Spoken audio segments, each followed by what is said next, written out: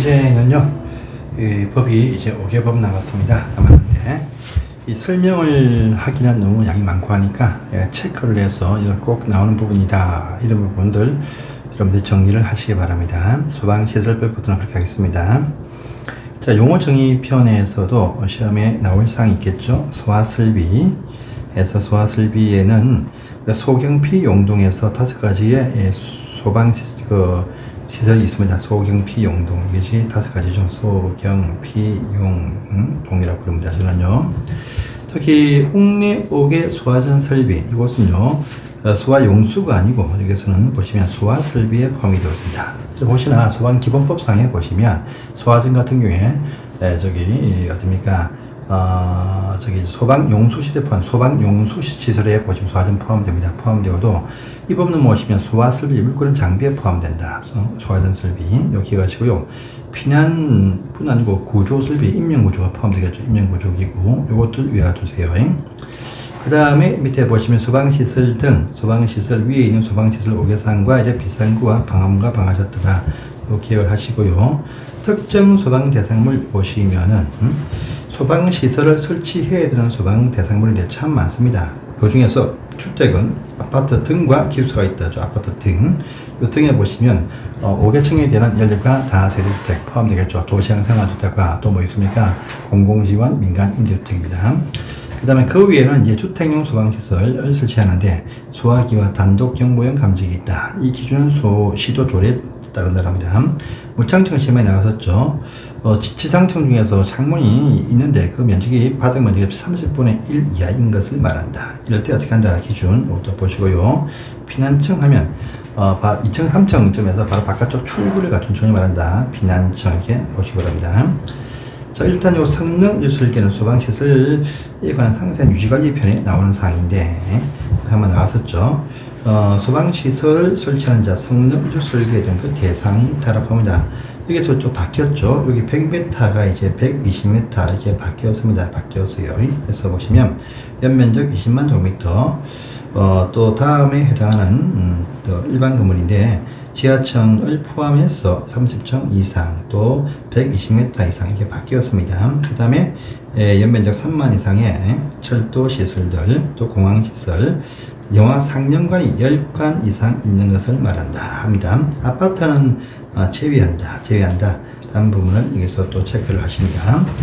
소방특별조사 옆편도 전체적인 내용은 다 보십니다. 실시, 그 대상 특히 자체 점검 등이 불성실, 불완전한 경우다 하는 것이 아니다. 화재 경계 중은 당연히 포함됩니다.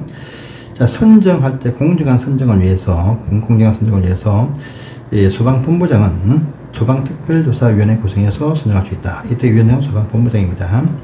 자, 조사 방법 7일 전 사전 통지 문서를 해준다. 라고 합니다. 해 뜨기 전 후에는 할 수 없다가 원칙이다. 예외 보시면 관계인의 승낙이 있거나 목적 달성을 위해서 또는요, 징조가 딱 보이면 밤에도 또 사전 통지하지 않고 갈 수가 있다라는 의미가 여기 포함이 되어 있습니다.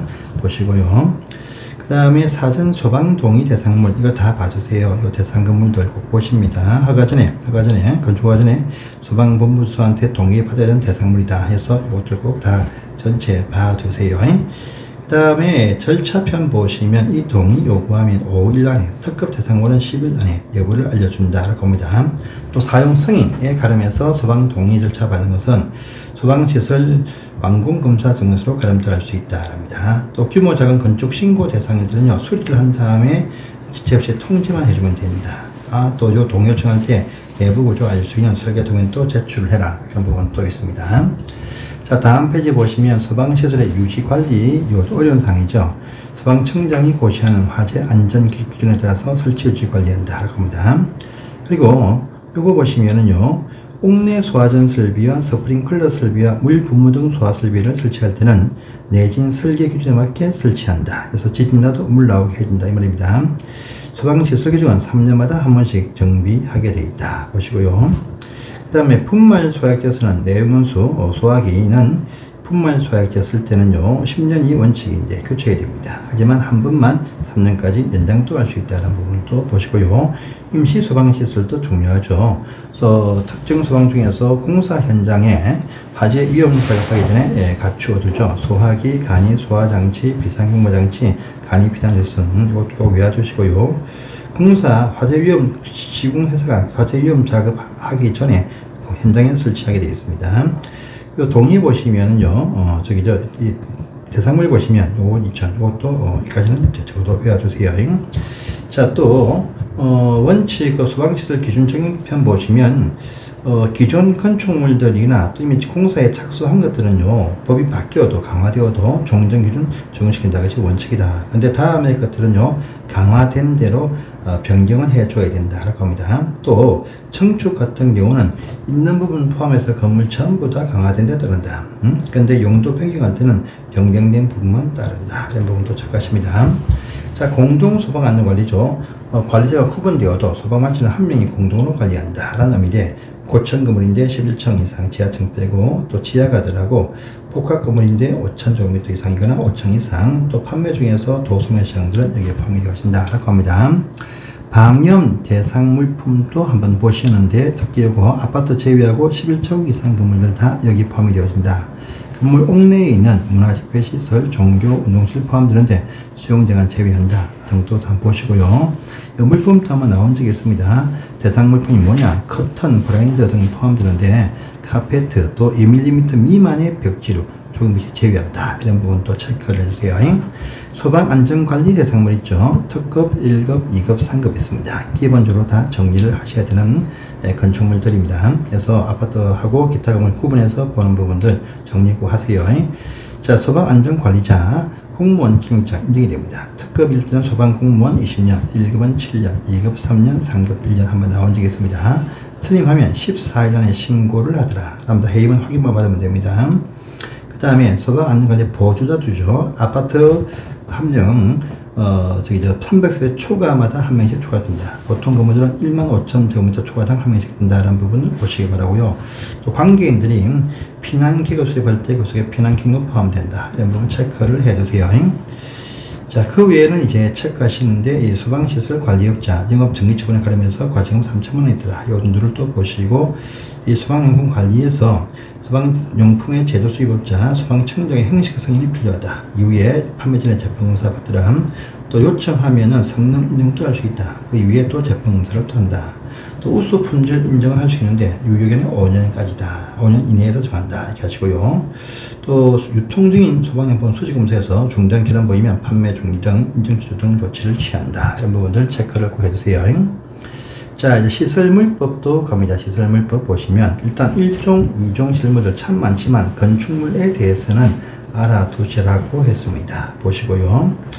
원래 3종은 없지만 요청하거나 직권적으로 필요할 때 3종을 제정을 할 수 있습니다. 근데 요건이 없어지면 해제도 해야 된다는 부분도 같이 보시고요. 안전점검하면은 경험과 기술 갖춘 자들이 육안을 기구를 사용해서 내재되어진 위험을 조사한다. 그것이 세 가지로 구분이 딱 되어지죠. 정기 안전점검, 정밀 안전점검, 긴급 안전점검. 정기는 외관 조사만 실시한다. 또 정밀은요 외관 따라서 장비 조사 같이 실시한다. 긴급은 뭔가 붕괴 등 우려가 있을 때 신속하게 결함을 발견한다. 라는 말입니다. 또 정밀 안전 진단 요것은요 이렇게 결함이 발견 딱 되었다. 그러면요 보수 보강하는 방법까지 제시한 행위다. 이런 부분 보시고요. 내진 성능 평가도 나온 적이 있었죠. 지진에 대해서 견디는 능력을 평가하는 것이다. 라는 부분 보시고요. 유지관리는 시설물을 일상적으로 점검 정비해서 손상된 부분 복구하고 개량 보수 등 활동하는 일체를 말한다. 합니다. 성능평가는 성능평가 대상물에 대해서만 하는데 종합적인 평가, 이 말 때문에 성능평가 이렇게 정리해서 용어 정의 아셔야 됩니다. 자, 기본계획과 이 관리계획표는 통과하시고요. 중기관리계획입니다. 성능평가 대상물들 있죠. 이것은 이제 관리처가 5년마다 중기 관리계획 수립하고 또 매년 관리계획도 수립을 한다 보시고요. 요 설계도서 제출 부분도 여러분들 체크를 꼭 해주세요. 자, 안전점검 등에 관한 이제 시행 절차 등이 나옵니다. 1종, 2종은 정기와 정밀을 다 하는데 3종은 정기만 한다. 실시 주기에 보시면 등급을 A, B, C, D로 나누고 정기는요 A, B, C, D 반기에 한 번씩, D는요 1년에 3회 이상 실시합니다. 정밀 안전검은 건축물만 아시면 되는데 A 등급은 4년, B, C는 3년, 또 D는 2년마다 한 번씩 실시를 하더라 보시고요. 그 다음에 실시는 원래 관리처가 직접 한다가 원칙인데 대행도 할 수 있다. 어디에? 국토안전관리원 안전진단 전문기관 유지관리업자한테 대행도 할 수 있습니다. 자, 그런데 이 정밀 안전점검 실시하는데 하자 담보처 임기간 끝나기 전 마지막 실시하는 정밀 안전점검은 요 유지관리업자는 안 되고 안전관리원과 또 직접 안 됩니다. 국토안전관리원과 그 다음에 안전전 전문한테만 실시를 해야 된답니다. 민간 주체가 파산등이 되었다. 시군과 대신 실시하고 비용을 달라 요청한다. 이런 것도 체크하십니다.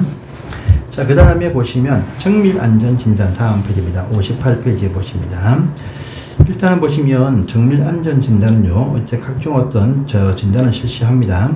했는데 전기 또는 뭐 전기라든지 또는 그 긴급 또는요 정밀을 실시했습니다. 그런데 뭐가 좀 문제가 있다 판단이 딱 됩니다. 그러면 결과보고 제출 1년 내에 착수를 다 합니다. 이것은요 1, 2, 3급 다 실시합니다. 그런데 일종 실험은 그런 거 없어도 정기적 실시해야 된다라는 부분이 있습니다. 일종만 최초라는 것은 준공 되고 나서 10년 경과되고 난 날로부터 1년 내에 먼저 한번 하고 그 다음에 그 이후에 등급이 A면 6년, B, C는 5년, D는 4년마다 한 번씩 실시한다라고 합니다. 10년 지나고 일종이 딱 되었다. 그 변경이 된 날부터 1년 내에 실시한다. 이 부분 보시고요. 이 정밀 안전 진단 요것도 국토안전관리원과 안전진단 전문기관만이 실시를 할 수가 있습니다. 또 관리주체 승인해주면 누구와 공동 실시도 할 수가 있다는 겁니다. 또 이갈 때 보시면 내진 설계 대상 중에서 내진 성능평가를 받지 않았다면 포함해서 실시하라 라는 부분도 있습니다. 각종 어떤 점검 등의 비용입니다. 관리주체 부담이 원칙이다 할 겁니다. 그런데 담보 책임기간 안에 시공자 책임 때문에 실시할 때는요 시공자 부담한다 이걸 보시고요.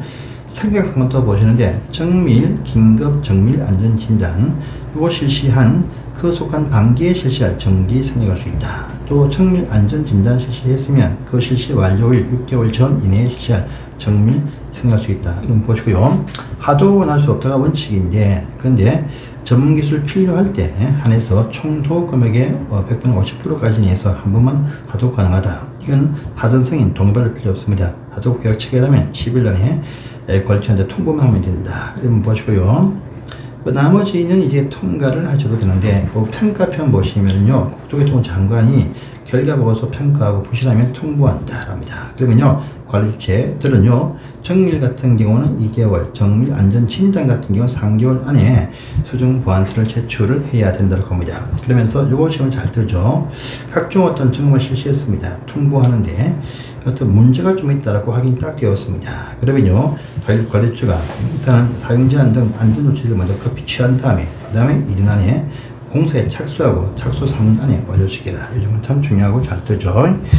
자, 오른편에 안전 등급편입니다. A, B, C, D, E죠. 이것도 보면 최상의 상태다. B는 보조 부재의 경미한 하자, 보조 경미. C는요, 주요 부재의 경미한 하자, 주요 경미. D는 주요 부재의 보통의 어떤 결함 상태, D, 또 E는 심각한 결함, 이렇게 합니다. 그래서 요 A, B, C, D, E, 우리가 보시면요, C, D, E 등급도 한번 나오고, 공동체 안전 점검할 때, 또 보시면 저 뒤에, 재건축할 때, 안전 진단할 때 D, E 등급도 한번 나온 적이 있습니다. 그래서 이어집니다. 유지 관리를 해야 되겠죠. 관리처 관리가 원칙입니다. 근데 이제, 유지관리 없잖아. 또 시공자한테 대행할 수 있어. 시공자 대행은 하드 담보 책임은 가능하다. 요 비용 부담은 당연히 관리처 부담이다. 겁니다. 자, 성능평가라는 것은 성능평가 대상 시설물이 있는데, 거기에 대해서는요, 직접 실시하거나 또는 국토안전관리원, 안전진단 전문기관입니다. 공항청사 등이 포함되겠죠. 5년마다 한 번씩 실시하게 되어 있다. 이렇게만 체크하시고 넘어가시면 됩니다. 공항청사가 이게 포함되어 있습니다. 보면 됩니다. 자, 나머지는 이제 그렇게 볼 것이 없으니까 이렇게 해서 넘어가시면 되겠습니다. 다음 페이지. 승강기 시설 안전관리법으로 가겠습니다. 59페이지입니다.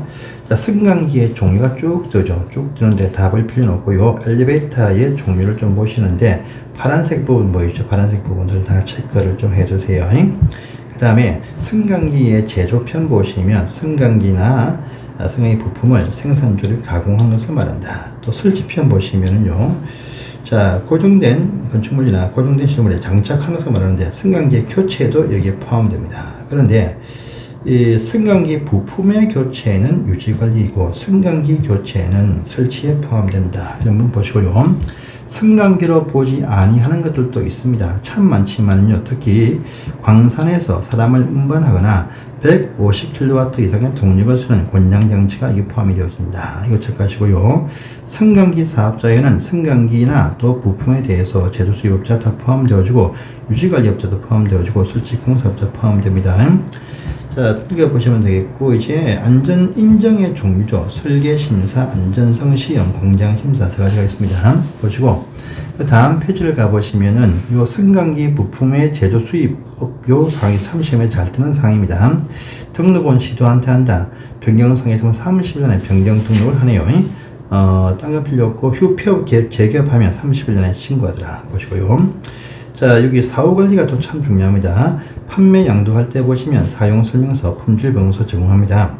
이때 품질보증기간 3년 이상으로 한다. 요 기간 내 정상적인 사용이다. 발생한 고장, 무상으로 제품 등을 제공해준다. 정비도 포함된다.